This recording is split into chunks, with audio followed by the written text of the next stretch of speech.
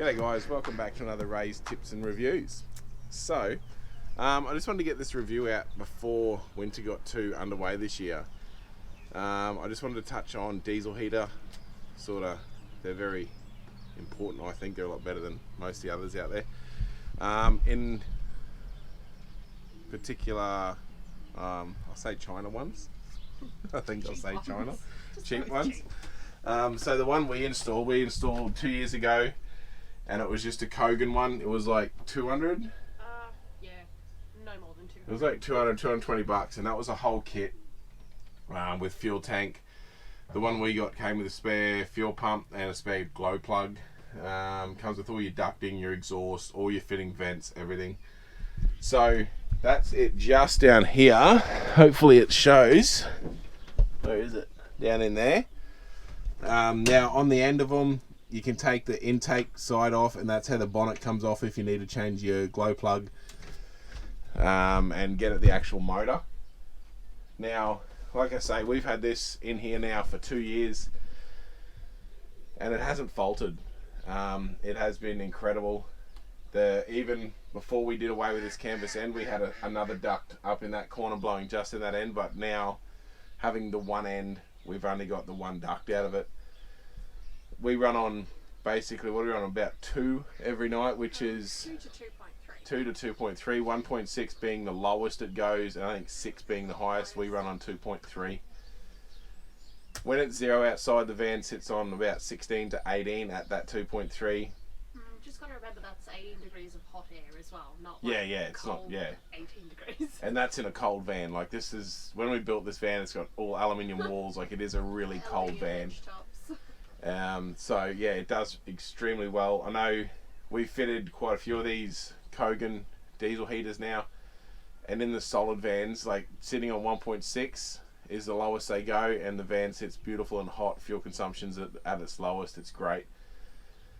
Using it every night, pretty much of the night. So when we turn it on in the morning, it's usually around 1 o'clock or so. We turn it off when we go to bed. So it's literally only off for a couple of hours. It's only off for a couple of hours, and other than that, it runs all night. And we do about 10 litres a week we'll go through. And like I said, that's running on that bit higher and running it a lot, especially when it's cold. But like I say, it is dead quiet. I'll just flick it on now, that way it gets all booted up. So you got this remote screen they come with here. Get this out of the way. So you come with this remote screen that's got your temperature controls on, off. The screen will tell you whether your fuel pump's going, any error codes, when you're turning it on and off, all your temperatures, and as it heats up, it'll tell you how hot the motor's getting and when the motor gets. I think we picked up a bit of stuff in the intake by the sound of that. Probably a bit of plastic. I haven't put anything over the intake side of the heater unit itself, so any dust gets sucked in. I do need to get in there and I'm thinking maybe some aluminium fly screen over it.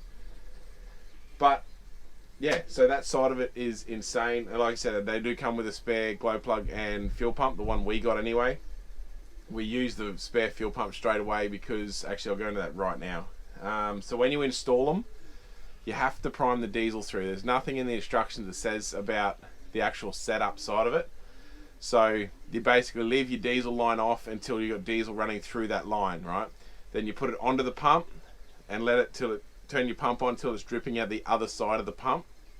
Then put it from the pump to your heater itself. You'll have a primer button that will be in your instructions, and you can prime the diesel through the heater first before you even try and light it. Whereas we just hooked it up, turned it on, and sat here waiting, and it burnt the pump out because the pump it's a little piston pump, and the pump was pulsing with no diesel, no lubricant in it. So we re-wrecked the first pump straight away. So the instructions do lack a little bit. Also with the install, the base plate it comes with, the little square plate, we cut the whole floor out, bar the screw corners, and then space that plate about 10 mil off the floor, so there's that bit of air gap between the steel plate and the timber floor, because that steel plate gets red hot, like it gets bloody hot, and I didn't like the idea of it sitting on the timber itself. So we spaced that up and then put silicone all the way around it. I'll take his under and give you a look underneath in a sec once it's all going.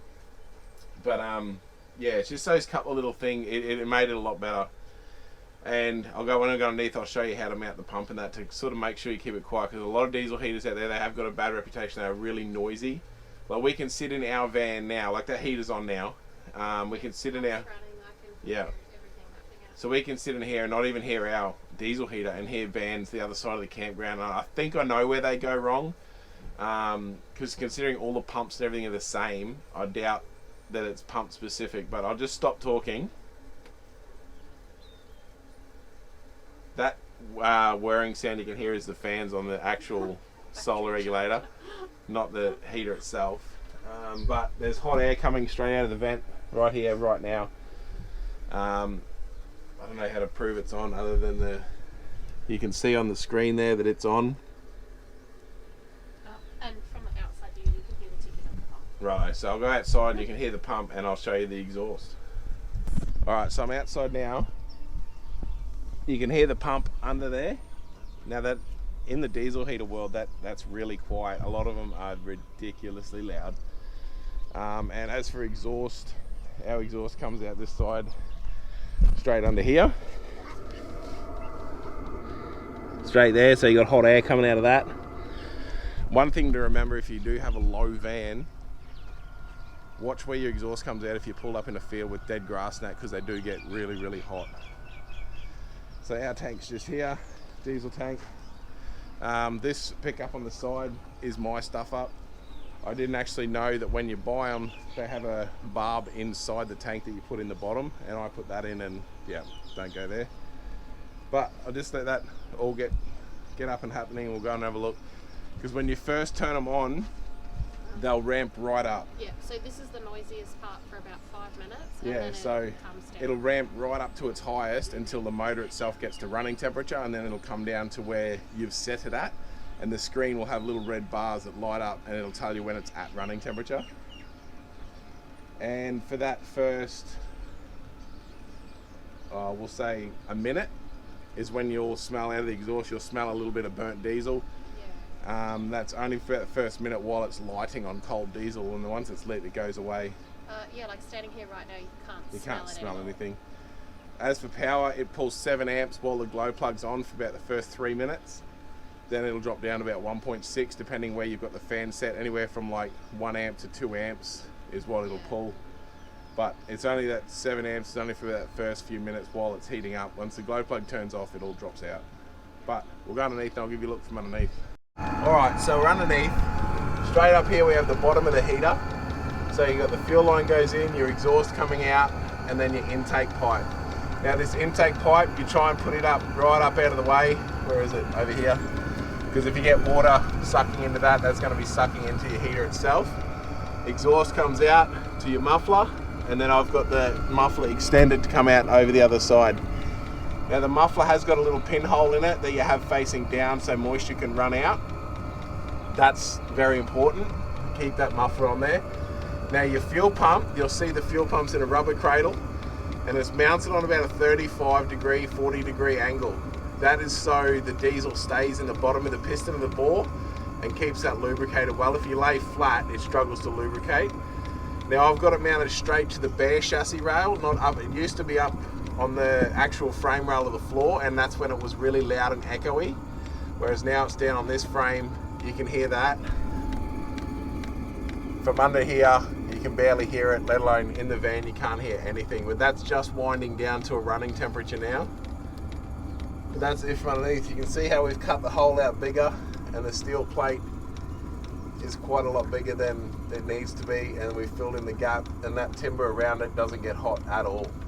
So, like I say, that is the cheap $200 China Kogan, wherever you get it from, diesel heater. They are all different color bonnets, but as far as I've seen, they're all the same heater. Like you get orange, grey, carbon fiber. They all, I think it's just luck of the draw of what you get.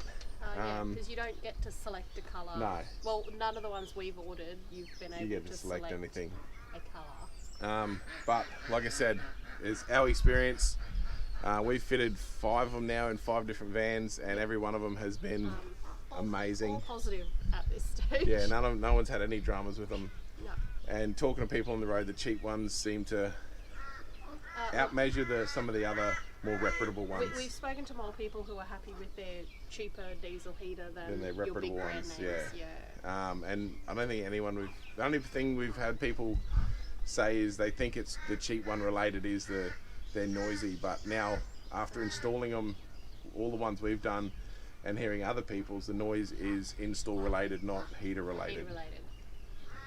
So as you can hear right now, it should be picking up the pump a little bit or something.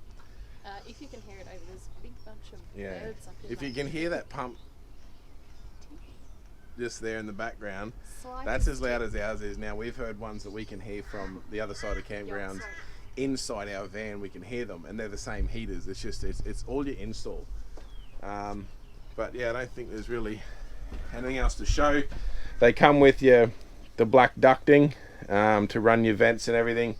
They come with all of that if you buy the full kit, and all of that stuff, your ducting, your exhaust, or fuel pumps, all of that is available on eBay, and it's all as cheap as chips. I think we paid $16 for, I think it was $20 for 6 meters of the exhaust pipe. I think it was about $30 for 4 meters of the ducting. It was cheap as. So cheap. And like all things on eBay, like a week postage, it's not coming from overseas. No, it's all from in warehouses in Australia, but yes, it is overseas made and stuff. All the ones we've got have all been from Kogan. I don't know, I would say heaps of other places haven't, but we've got them all from Kogan. Yeah. But have seen them on eBay, like various providers on eBay. Like I said, a 10 out of 10 review as far as we're concerned. Like I said, instructions lack a little bit, but if you install one and you need any advice, don't hesitate to ask. Yeah. The main thing is prime your fuel through properly. Yeah. And that's a really important one. But other than that, I get no complaints with them at all. Like, it's coming into winter, get out and get one. But I think that's about it. And don't be afraid to install it. Yeah, don't be afraid to install them. Really They are quite simple. Yeah, like you know. We were pretty fresh off the boat when we first. Well, this is the first one we fitted, and they just got easy from there, obviously. Ducks running around. But yeah, so I'm going to turn this off now before the van gets too hot during the day. Oh yeah, because it's not exactly cold today. Actually, on the turning off thing, there we go. One more thing. I don't think it actually says in the book. It might. But when you turn them off, you got to let it wind down before you turn your main. So if we've got it on a main switch here, but you never turn that off. You turn the heater off,